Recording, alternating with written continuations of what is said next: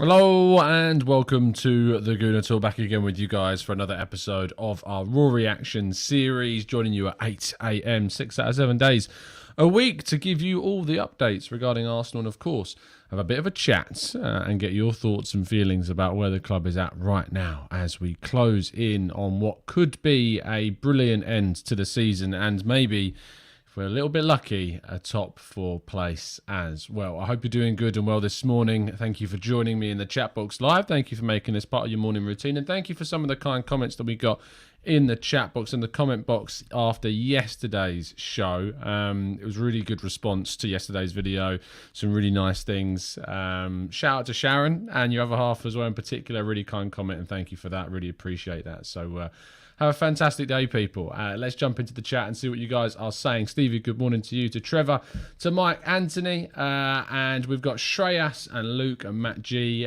We've also got Marcus, Paul, Simon, John, who's very happy about 15th place in this morning's rankings.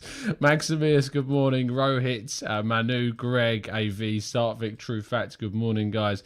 Ansa, GGTV for you. Kieran, Blackshine, Lynn, good morning. Senesi, good morning to you. Martin, Rob, Paul, Anthony, and so many more of you as well. Apologies that I can't say good morning to everybody, but I hope you're doing well and good on this Tuesday morning. 2 days. 2 days until a big day for Marvel fans, and Doctor Strange comes out. Woohoo! Am I excited about that? That's going to be good. And one day, to be fair, to the finale of Moon Knight. Yes, I am just waxing lyrical about Marvel right now, but I'm an absolute Marvel nerd, so this week's going to be great. It's going to be great. Anyway, before I go off on too much of a tangent, please do go and subscribe to The Arsenal Way and make sure that you are a subscriber over there. We do our shows every weekday, Monday to Friday at 10 a.m, and I'll be joined by our regular guests this morning to have more of a chat about the world of Arsenal. We did a really good discussion about the central midfielder that we would sign in the summer to replace and upgrade upon Granit Xhaka and Mohamed El Neni. Really good discussion that was, so make sure you check that out. Link in the description as always. We kick off though with news that broke literally minutes after we signed off of yesterday's morning show. David Ornstein of The Athletic reporting that the speculation on Keon Edwards' future will end and he will extend his contract with Arsenal. 18-year-old that scored 17 goals in the youth setup this season, more than any other youth player in our system, is expected to sign until 2025. This is despite interest from Chelsea and Brighton and a host of other clubs.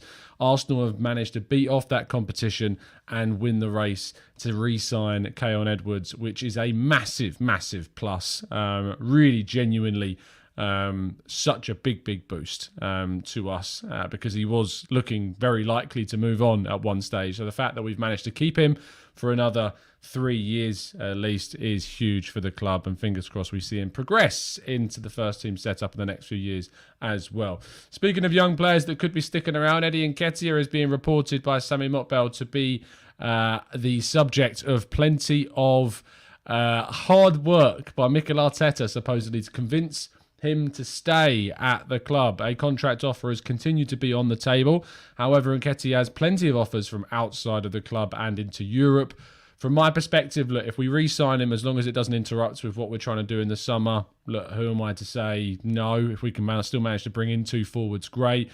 But I think that Nketiah, for him, his best move would be to move. His best decision would be to go elsewhere, to try and nail down a starting place somewhere and prove to the world that he can be a consistent goal scorer and a consistent starter for a top-level club.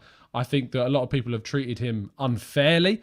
I don't think he's a bad player. I think he's a player that is proving in these weeks that if you give him time, you give him those consistent performances, he can give you something. I just don't think that something is what Arsenal need if they want to progress towards the targets that they are aiming for, and that's why Nketiah still should move on from the club.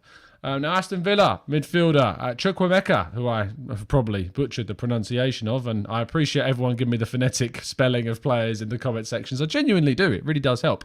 Tuchameni or Chuameni, as people have tried to help me pronounce being one of them. But Chukwuemeka, the Aston Villa central midfielder, is not getting too much time on the field at the moment for Aston Villa, and for that, I think when it comes down to the future of a player that's very, very highly rated, they're not getting the minutes that they want, they will seek a move. And he has been linked with a move to Arsenal, similar time to when Michael Olise has come into the club. Or rather, come into the club's links, rather. But he is now being linked with a move away. He is wanting supposedly more minutes and more game time and could leave Aston Villa. And Arsenal have said to be interested. However, because of the nature of the reasons why he wants to move, I doubt that Arsenal would have a hope because he wants to play. And Arsenal would not be able to guarantee him any amount of football whatsoever, which is a shame because he's a very good player. Now, more interesting news coming out regarding Aaron Hickey, the Scottish international left-back for Bologna. Both-footed, can play on either side, really versatile young 19-year-old fullback. Arsenal could, according to certain reports, make him their first summer signing. 20 million euros is being talked about. Now, this is a player that has been linked to a number of big clubs, as big as Bayern Munich in the last few years. He decided to move to Bologna to ensure that he would get regular game time, and he's benefited from it. 5 goals so far this season, plenty of them with his right foot as well, showing he can in fact use that very successfully, and he would certainly be coming in with the expectation to supersede Nuno Tavares in the Arsenal first team.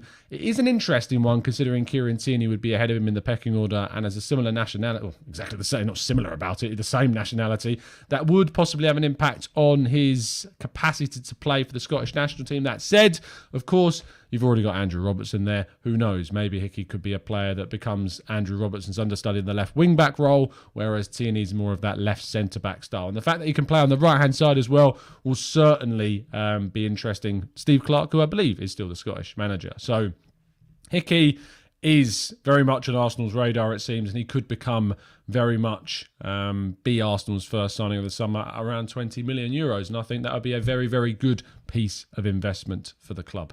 Now, Julian Brandt's name has re-emerged as a possible target for Arsenal this summer. If you remember, Brandt was linked with Arsenal last summer before we signed Martin Ødegaard to be our attacking midfielder. The 26-year-old joined Borussia Dortmund from Bayer Leverkusen a couple of years ago and has since gone on to struggle to become kind of a regular first team starter at Borussia Dortmund. He plays semi-often, he's a semi-starter, doesn't always start week in, week out, but so far this season's got 7 goals and 8 assists in the Bundesliga in 29 games, which if you consider the fact that that's 16? No, hold on. Where's my maths? My 15 goal, my maths gone well weird. 15 goal contributions so far this season in 29 games. That's 1 every 2 games, which is a pretty darn good return. But I do think that there are people that are concerned about whether or not those numbers are put down in clusters. For instance, 2 assists came against Wolfsburg recently. 2 goals came against Stuttgart. 2 assists came against Freiburg. 2 assists came against Greuther Fürth. I think that there is an argument that Julian Brandt kind of clusters these patches of form, and he's not consistent across an entire season. That said, I know there's a big group of people that are huge fans of Julian Brandt and would like to see him at the club. I'm not sure that he is the right person for Arsenal to consider for a central midfield slot because, of course, he is more of an attacking-minded central midfielder, but has played at centre mid, has played on the right-hand side, and has played a number of times on the right-hand side this season, and could be a versatile option for our forward line to consider if we wanted to. Let's see what happens with this one, but I don't think it's going to turn into anything consistently strong with Arsenal. Now, Gabriel Jesus' price tag is unsurprisingly on the rise. Reports suggesting that the £30 million figure that was previously being reported isn't actually the reality, and that Manchester City would be looking for something closer to £40 million to secure Gabriel Jesus' signature in the summer. As we know, talks between Jesus and Arsenal have been going on since November, but there are still talks yet to be started between Arsenal and Manchester City. And based upon his recent form, you would have to say that that price tag is going to fall in line with what we would expect it to, which is going to increase. I think going over £40 million for a player with 1 year left on his deal is not all that advisory to do. However, I think I probably would go up to the £40 million figure to secure Gabriel Jesus. I think he's worth that amount of money. I think he's got the potential to be a brilliant player going into his prime years from the age of 25 at Arsenal, playing under a coach he's worked with before and praised massively, and who fits from a versatile and age profile perspective, what we're really looking for in a forward, as well as someone who is a brilliant finisher as well. So £40 million, I think that's probably the maximum I go to, but it was always going to be the way that City were going to raise the price tag after he cannot stop scoring for them at the moment with a few games to go. And our headline story today, according to a number of outlets, including The Times, have reported that Arsenal have revived their interest in Inter Milan, and one of my favourite players to try and pronounce, Lautaro Martinez, who has been fantastic still this season, despite Romelu Lukaku not being at Inter Milan so far this season, and him playing with both Edin Dzeko and Alexis Sanchez even as a strike partner this season. He still managed to score 17 goals in Serie A, 21 goals across all competitions, and get 3 assists as well. The 24-year-old, turns 25 in August though, to be fair, before next season, so he'll be 25 going into the next season, has been brilliant. And if Arsenal can get him, and the price tag is supposedly 60 to 70 million euros, which is about 45 to 55 million pounds, if Arsenal can get Lautaro Martinez at Arsenal for next season, alongside a player like Gabriel Jesus, they've brought in 2 massive forwards to their cause and 2 versatile forwards as well into the side.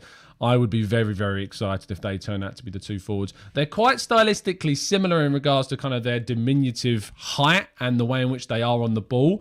So I would argue that maybe we lack that plan B style. Not that Schick or Osimhen or Nunez, players that are, deep, much better than these guys are in the air anyway, that they're plan B strikers to be brought off the bench, but more in the sense that we still lack that aerial threat.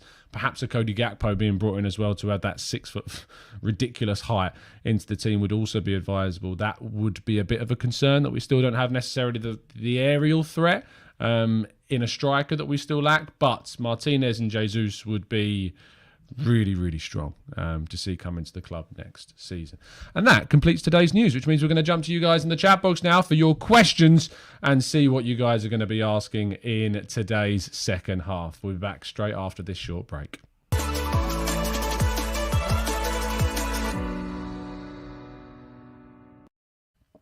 Lovely stuff. Let's jump into the chat and see what you guys are saying then. Uriel, who I've not seen before in the chat. I'm sure you have been there, but new name to me, says, "Hi Tom, what are realistic yet exciting targets for our midfield? I'm struggling to find many targets better than Granit Xhaka at the moment." Yes, it's a good question, because the number of targets that are available to try and get to upgrade upon Xhaka is tricky. I consistently say that Sergej Milinkovic-Savic is the one that we should be looking at.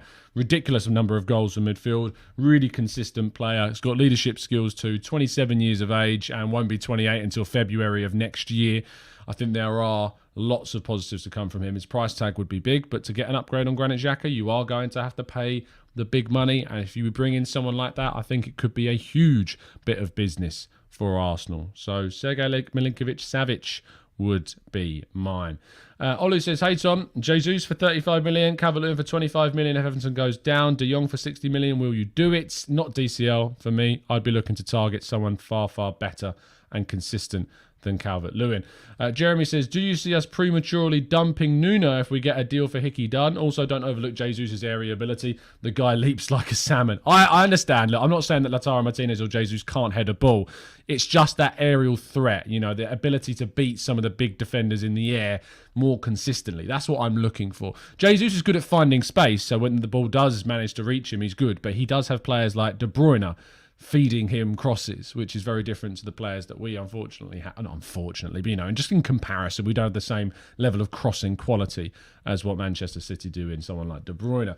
But do I see us dumping Nuno? Yes, I do. I feel that Arteta's been ruthless with his squad, and if he doesn't particularly think someone's good enough or will be good enough, I think that what we will see is Nuno Tavares moved on and someone else brought in if they feel that they can do it. I think they can get probably a profit on Nuno Tavares in the summer, and I'm sure that they will not be short of offers because he's still been decent for much of the season at times as well. Dirk says, Tom, what would you do with Patino next season if we got top 4? Loan or bring him in? I think that he's a player that's good enough to be brought in, but if you told me that he was going on loan next season, that would be fine. I actually would like to see him go abroad. I think that'd be a really good experience for him.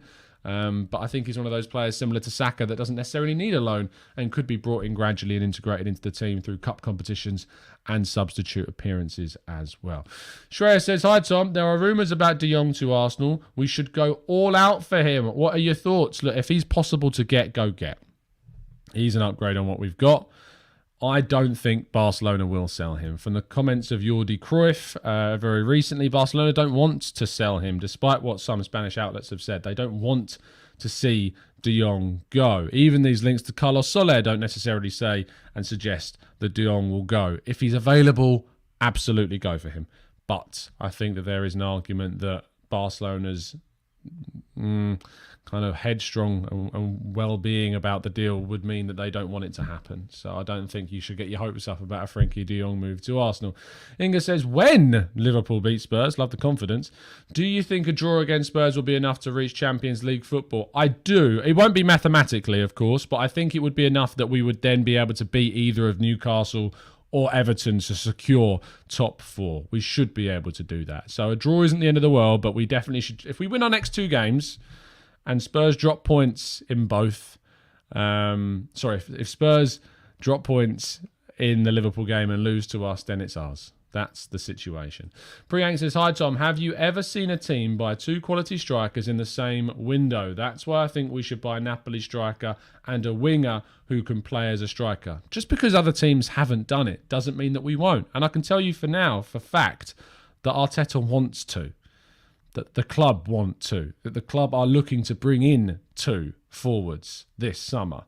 That is the plan. That is what they want to achieve. At the moment, they're doing that with the knowledge that both Nketiah and Lacazette will be gone. Should one of them stay, who knows? Maybe that changes. I hope not. But the club are targeting 2 strikers, 2 forwards, at least in the summer. So I'm hoping that that's what we do. I think that we should go. Osimhen's not top of my list. Schick remains top of my list. He scored again, by the way, last night. Scored his 22nd goal of the Bundesliga season. Only behind Robert Lewandowski, of course. Although, to be fair, Erling Haaland has turned things around in terms of his form. I don't know if he's now overtaken Patrick Schick. Let's have a quick check on the top scorer charts for the Bundesliga. Schick still leads the way. Erling Haaland is 1 behind. So there's your answer to that one. Awaniyi, the Union Berlin striker, is doing fantastic this year. 13 goals. And Christopher Nkunku, wow. 18 goals so far this season for him. He is going to be big. And Modeste for Cologne. 19 goals this season. Getting on a bit now, Modeste, but maybe you can see one of those promoted Premier League teams maybe targeting someone like him. You can see Crystal Palace going for someone like Modeste. I don't know why. I just got that feeling. Franklin says, hi Tom, why are Arsenal fans happy to let Nketiah leave for free? I don't think they're happy. I just think they're kind of resigned to it. I think they just realise the situation, Franklin, is what it is with Nketiah. And I don't think you're going to get anything more than 10 to 15 million pounds, if that, if he's under contract. I don't think you'd get 20 million pounds. I mean, Palace offered 10 and we accepted it. So I don't think you're going to get anything more than that. But I don't think it's about being happy to let him go. I think it's just that want and that desire to have something significantly better than Eddie Nketiah next season. Stevie says, Tom, am I reading FDJ would love to play for us? Frankie de Jong, I don't know if he would love to play for us, Stevie. I just think that it's a deal that's being hyped up when in reality Barcelona don't really want to let him go. Nithish says, we should have Tactical Insight show with you and James. He is also all into his stats. James came on the show the other day. James is a great lad and loved having a chat with him about Arsenal. I'm sure you'll see James back on the channel again very, very soon. Nyan Yezi, or Nkanyezi, I'm sorry if I pronounced it. Maybe it's a silent N. Kanyezi. You'll have to tell me, Kanyezi, in the chat. Lautaro is a good striker, but honestly, I think Jesus and Nunez are perfect striking options for us, if not Jesus and Abraham or Osimhen. I get the dynamic you're talking about there. You're talking about Jesus, the more diminutive, versatile, low centre of gravity forward, and someone a little bit more heighty, vertical. I agree with you. I think that dynamic is better, but Lautaro and Jesus would still be significant improvements in our striking options for next season. Ritian says, hi Tom, great work. Just wanted to know what your opinion is about our targets next season if we finish in the top 4. Well, my opinion is that we'll go for very, very good ones. And that's a bit of a cop-out answer, Ritian, but that's the reality. If we get Champions League, I have confidence that the club will be looking to bring in and invest significantly to try and improve the squad to push us towards even greater heights next season. Jay says, hi Tom, you're doing a great job as always. Thanks, mate. If we have £200 million, very quickly, who would you realistically buy? Okay, Jesus, £40 million. Sergej Milinkovic-Savic, £60 million. Hickey, £15 million. So we're at 115 and I've got 3. Gakpo, £35 million. So that takes us up to 150. So I've got 50 million left. I've got 50 million for another striker. In which case, I think Lautaro Martinez is around 50. Tammy Abraham might be around 50. Osimhen's not too pricey. Darwin Nunez is not too pricey. Patrick Schick, 50 million? Maybe. So there you go. Schick. If we sell a few players, I can have a few more quids. Jay, let's be fair. Let's negotiate. Schick, Jesus, Sergej Milinkovic-Savic, Hickey, and Gakpo are my 5. I wanted 2 forwards, a wide forward, a central midfielder, and a versatile fullback, and I've got them. If we do those 5, that would be my perfect window. So there you go. Coob says, do these Hickey links mean the end of Nuno? His traits seem too similar. I think maybe there's a chance that it could. Let's see what happens. Dennis says, if we bring in 2 strikers, who would you keep out of Balogun and Nketiah? Balogun, of course. I would keep Balogun out of the 2. Maximia says, I think the more games we give Eddie, the better that he looks. I feel we should make efforts to hold on to him. We have made efforts. We've consistently made efforts to keep him. If he leaves, it's not because of Arsenal. You know, he leaves, it's his decision. A contract has been on the table and continues to be on the table for Nketiah. It is his choice whether he signs it or not. We have done what we can. It's not about money. It's always been about his view about whether he has a place in the team. And Arteta has said to him that, you know, you will get chances, but we can't guarantee you regular minutes because of our expectations for the season. The Inside Story says, hey Tom, what about Maddison? Are the Gunners still interested? I'm sure he's on their radar, but after we got Ødegaard, our ambitions to sign an attacking midfielder are not as high as they were previously, and we're looking for that central midfield option. Andrew says, Andrew Butterworth, what a great name, says, hi Tom, was Ramsdale out of order or a legend for bantering Holding about taking 6 years and a new hairline to score against West Ham? It's a fine line between being a legend and bantering. Look, was he out of order? No, I don't think so. I don't think he was out of order. They're teammates. There's a bit of banter. There's a bit of camaraderie. I don't think Rob would have been annoyed. Ramsdale knows Holding a lot better than any of us do, so knows what is and what isn't going to be cool with him. No, it's a joke. It's a light-hearted bit of camaraderie between the players, and it would have been fine. So, look, I wouldn't personally do it if I knew someone was uncomfortable, but maybe Rob's not uncomfortable with it. So there you go. Dan says, would Amari Hutchinson play in the UCL against the classic Standard Liège or Galatasaray sides we get in our group? Maybe in the second game, maybe not in the first game, and we need to ensure that we're picking up points. But it depends where we are. If we've got like a group game that's expendable, then maybe that's when you play some of those kids. Knuckles says, do you think we need a massive summer overhaul to compete? We don't need an overhaul. We need an upgrade. Last summer was an overhaul. We need a summer upgrade. That's where we need looking at now. Last summer, we got out a load of players, and January, we continued that by getting out more players, but we brought in fresh blood, and we brought in young blood, and we overhauled the squad. This summer, we need an upgrade window. We need a window that steps us up, levels us up to where we want to get to. That's what we need this summer, and that's what I'm expecting. Beer Gang. I mean, I'm hardly part of it. I'm part of the patch gang, if anything. Says, come on people, 529 of you are watching and we've only got 75 likes. There's nearly 600 of you watching now. Please drop a like on the video. It really, really does help me out and helps this show to spread to even more people.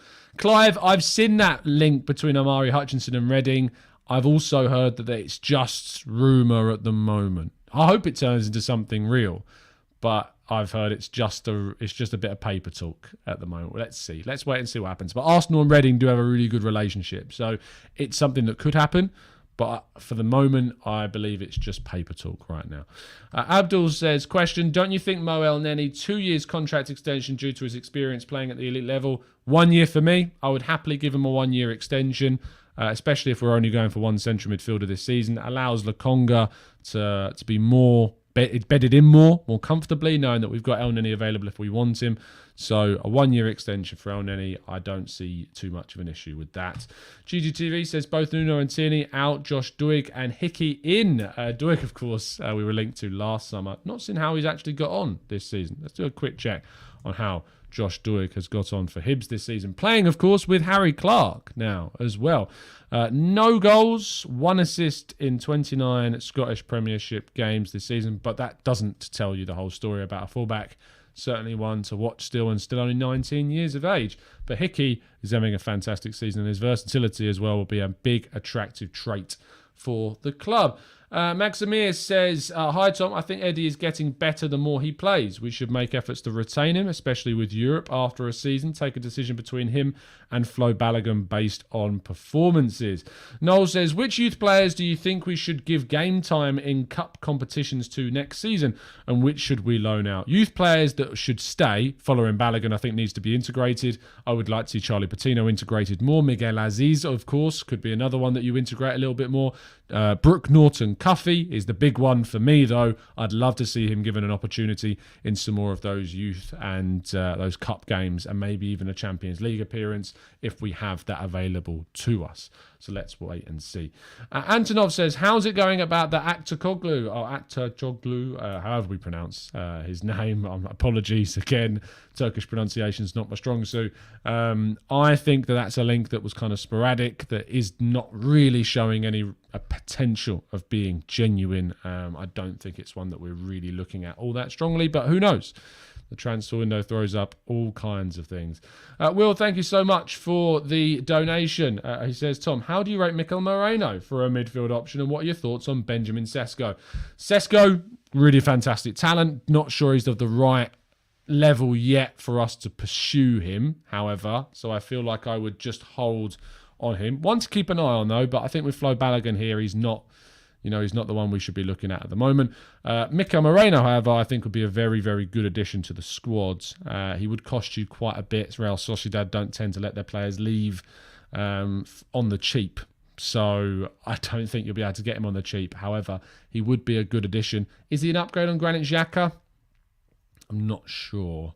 But I would be open to him if we are looking to add depth and quality. We need to add someone else, I feel, to upgrade on Xhaka if you bring in Moreno. But he's a very, very good option who could potentially be better than Xhaka. He's got the potential to be, and is showing that for Real Sociedad. And he's got leadership qualities as well, having taken the armband at times for Sociedad. Michael says, we need to get Marcelo Flores game time next season. Are you aware of the Mexican talent? I am. He's already a Mexican international. Not confirmed Mexican international, not played yet in a competitive fixture to confirm his allegiance to Mexico over Canada. But he's had a fantastic season. I think he's been a bit of a breakout star so far. And I think that maybe a low move, probably abroad, maybe in La Liga, would be a very, very good move for him. IS says, explain why fans want Eddie to stay. He isn't the level we need now. It was the same with Willock and Iwobi. Fans are too sentimental. Look, I think that there is an element of sentimentality to it. Not going to say that there isn't. But I think the fact that we're letting him go for free is also playing another rather large role in this. I think that we can get more than that. We should have got more than that for Nketiah, but we do need to absolutely improve on what we are offering in our striking department. And I don't think Nketiah falls into the category of a player that pushes you into the Champions League latter stages, let's say. Clive says, how did you all feel Nuno played against West Ham? It's interesting how many have given up on him. I'm not so sure we should give up yet. I think what was obvious about the performance was that defensively we looked vulnerable on that side. That's where we've conceded from. It's where we've conceded from in a number of games, when he's played in the Crystal Palace game as well, of course, too. I think that he's a player that has potential, but he's very, very raw. And I worry about how raw he is, and I worry about how refined he can become.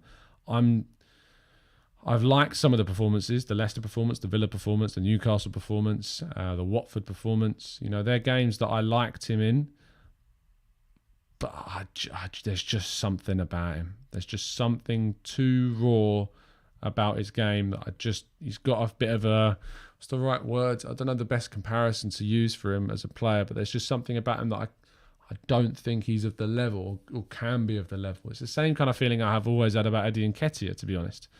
I think that, whilst I think there's potential there, not sure the potential to be the level that Arsenal needs in that role is there. Who knows? I mean, he was linked to Man City last year. That tells you kind of how much he impressed. We'll have to wait and see. Nketiah says Eddie has to stay because as inconsistent as he's been, he can be a brilliant cup game starter and he's still very young. He'll only get better. We might regret losing him. We might regret losing him, but we might regret losing any player we let go of, and we can't just allow ourselves to not let everyone go because of the regret. Look what happened with Joe Willock. £25 million for a player that's not really kicked on. £35 million in Alex Iwobi. £38 million in Alex Oxlade-Chamberlain. We let these players go and we got very good returns for them, and they have not kicked on since that they have moved on. So I don't think that we should always be so negative. The difference with Nketiah is that he's going for free, which is the painful part about that deal. Reece Nelson, we need to get a fee for him. Another really good weekend from him, by the way, if you didn't have a check out of what Feyenoord did last weekend. Aya says, what worries me about Nuno is how he lacks ball control, especially when running. It's the composure. The difference between a world-class footballer and a good footballer is your first touch. It's as simple as that. If you've got a brilliant, deft touch, you can make football your own. You can make the game bend to your will. And I worry that Nuno Tavares doesn't have that deftness. He doesn't have that just slightness about his game, the refinement about his game to separate him from being, he's a bit exciting, he's quite good, there's something about this kid to, he's going to turn into something really special. And I don't know that he does. Aaron Hickey, I need to watch a bit more to see if he is someone that possibly could be that player. First touch is what separates players between being forgettable and memorable. Maximia says, Tom, your thoughts on Man United getting a free pass to Declan Rice? Do you think he would be a good fit at Arsenal? Should we go for him if we get Champions League football? Not for £100 million. Declan Rice, £100 million is sure an upgrade on Granit Xhaka, but you can get players, I think, that are as good for less. And I don't think we need to spend £100 million on Declan Rice. I don't think we can. I don't think central midfield is a position where we can spend £100 million on Declan Rice. Yes, Guendouzi is gone. He's gone. So there's no point even discussing him. He will join Marseille in the summer. It's already been activated and confirmed at this stage. Mahamdim says, thoughts on Guillaume Balaguer's interview, mentioning that us fans don't really know what is actually going on and being done behind the scenes at the club. I did listen to this. I thought it was a really interesting one. I have mixed thoughts on Guillaume's opinions on a number of topics. And what I do know is that he's a lot more connected than I am. And that I don't doubt that what he said about Arteta is the case. I think that what he spoke about with Arteta, there's all the signs are that what he said is very true. And from people that you speak to, the feeling is that Arteta is basically Arsenal now. That he is the backbone of the club, that everything is centred on him and the way in which he wants us to move forward. And I've always felt like an Arsenal manager needs that. An Arsenal manager can't just be a head coach. And maybe that's why Unai Emery never really worked out. But even then, I'm not sure he would have been the right person to, plug into the club. Arteta being plugged into Arsenal, is setting us on a pathway that I think is the right one. And, being in a top four race this season with the squad that we've got, 3 points behind Champions League winners and Thomas Tuchel managed Chelsea, and 2 points ahead of a team in Spurs that have got access to Son and Kane, have strengthened in January and have Antonio Conte at the helm. The fact that we've maintained that 2-point gap despite having 5 months of football and having played all of the big teams now, bar Spurs, which, big team is a relative term, but you get my drift. The fact that we've managed to do that is quite incredible. We could even be 5 points ahead. We could have even extended the gap to Spurs since Conte took over come next weekend. Fingers crossed, touch wood. That is what happens. And I think that the way in which we've managed to do that is quite incredible. People very quickly want to disregard what we've done this season and say that if Man United weren't bad and Spurs weren't bad and Chelsea weren't all that this year, then we wouldn't have a hope. But that's a load of bollocks.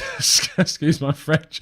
But it is, because if you look at the Premier League table of where we sit right now, and if you look at our points tally and you look at the points tally of teams that got into the top 4 in previous seasons, we are on course to match that.